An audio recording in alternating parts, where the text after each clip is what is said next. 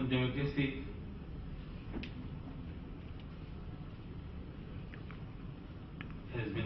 has been in practice in the country, and we have seen that the courts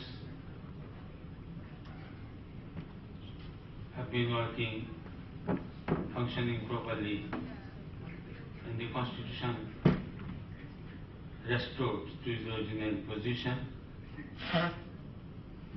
Any person agreed, as Justice Chaudhary has earlier mentioned, about a particular case, the Fifth Amendment case, in which I was a party in the appellate division, where we have decided that Constitution cannot be amended by a person or persons who are not entitled to amend the Constitution, or Constitution cannot be amended outside the Parliament by unelected persons or persons having some other extra constitutional power. So all these legislations were declared as a bias to the Constitution. Similarly, we have also earlier in the Eighth Amendment case, a few years ago, the Supreme Court of Bangladesh, Appellate Division, have decided that if any amendment, though Parliament is among the three organs of the government, I would like to say, their respective functions are defined in their respective domain. In a written constitution, even Parliament is not sovereign.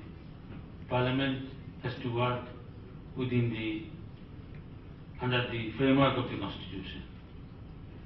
Parliament cannot legislate like the British Parliament, our Parliament, or any written, or there is written Constitution in any other jurisdictions. So we had 8 amendments where by some legislation the Parliament then grants its limit. So the Supreme Court Appellate Division held that this sort of amendments to the Constitution is ultra-biased. Legislatures are not above law. They cannot act within the permissible limit of the Constitution. You see?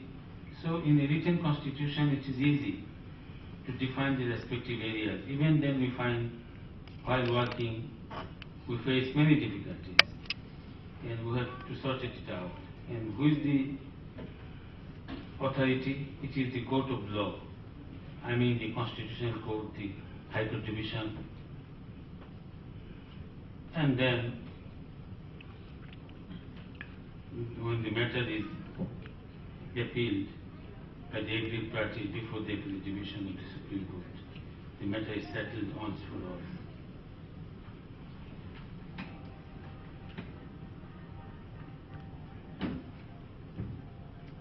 With these few words, I just accountable and transparent.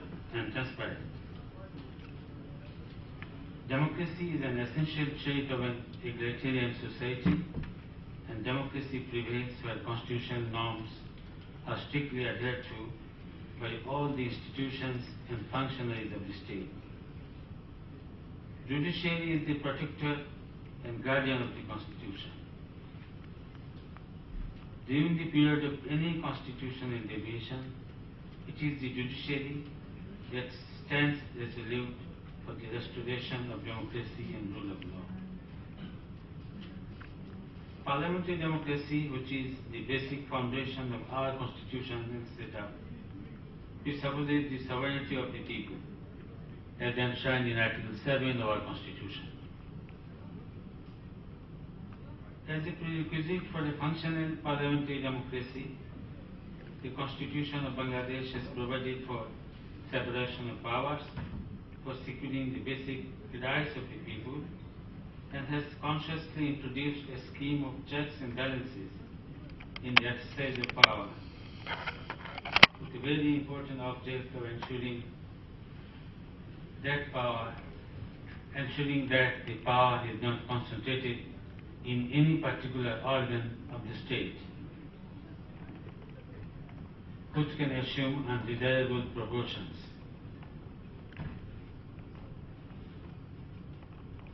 The Bangladesh Constitution clearly lays down the foundations of a judiciary that is separate and independent from the other branches of the government.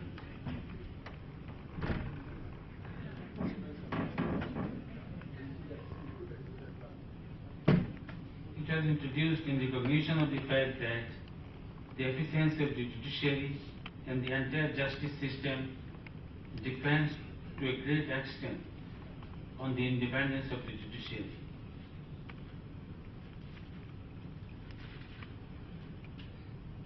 The Constitution establishes the judiciary as a separate branch of the government composed of a Supreme Court consisting of two divisions, namely the High Court Division and the Appellate Division, and we have also subordinate courts.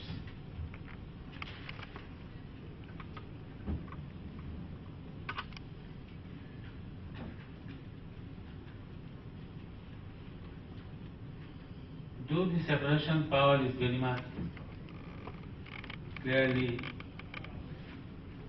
enshrined in the Constitution, in practice we had some problems regarding the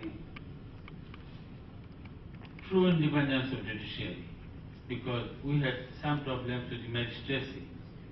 Previously, magistracy was under the direct control of the executive. And in a very celebrated case, Mazda Hussain versus Government of Bangladesh, the Appellate Division of the Supreme Court, in a case reported in 20 PLD Appellate Division, where the Supreme Court gave 10 directives for proper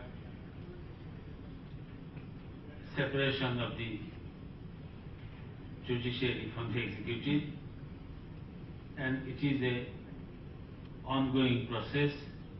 Separation cannot be attained in a particular day. We have been working hard, and apparently we have separated the magistracy from the executive organs of the state. And now we have judicial magistracy as well as executive magistracy.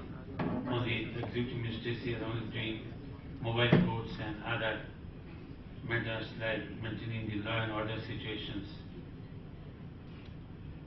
And judicial magistracy are dealing with all judicial matters under the direct control of the Supreme Court, High Court Division. And after the historical judgment in the Mazda Hussain's case, you can say with full responsibility that we have been able to separate the judiciary from the executive organ of the state. As regards the legislature, as I have said earlier, that under the constitutional dispensation, they are working within their domain. If they transgress it, then this is challenged before the Constitutional Court, and any enactment, if it contravenes the fundamental rights of the citizen or any of the basic principles of the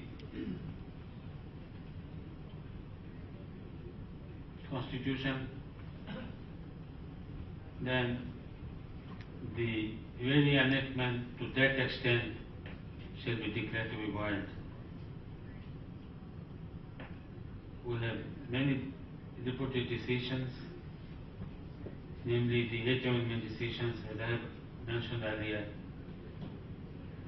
In the 8th Amendment case, Supreme Court held that if any amendment affects the basic structure of the Constitution, that very law will be declared void.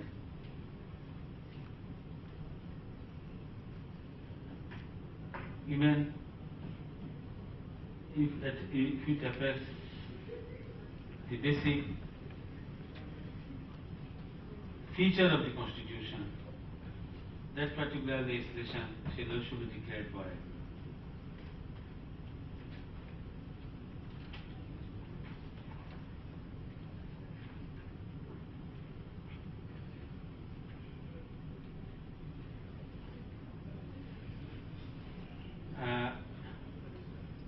In this context, I would like to remember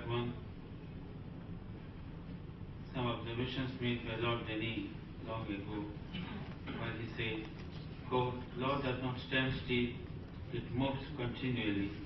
Once this is recognized, then the task of the judge is put on a higher plane. He must consciously seek to mold the law as to serve the needs of the time." Unquote.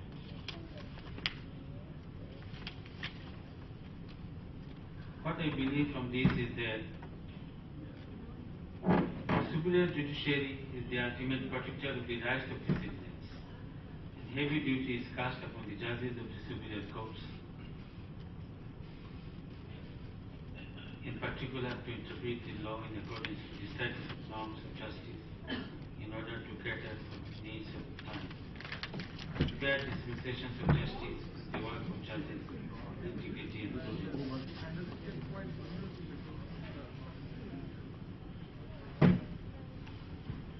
The United Nations Basic Principles on the Independent Judiciary in Article 2 provides that the judiciary shall decide matters before them impartially, on the basis of facts, and in accordance with the law and without any restrictions, improper influences, inducements, pressures, threats,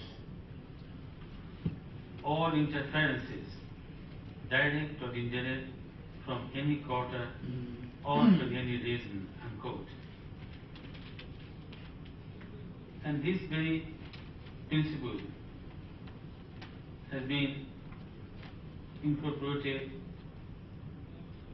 in almost all the constitutions of the emerging nations, both within the Commonwealth and outside the Commonwealth. And our Constitution is not an exception to that.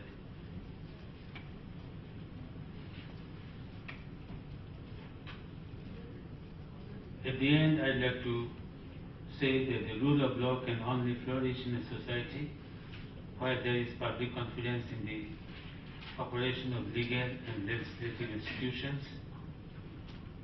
So to maintain that confidence, all branches of government must strive to be relevant and responsive to the demands and aspirations of the people that we serve. Thank you very much, ladies and gentlemen.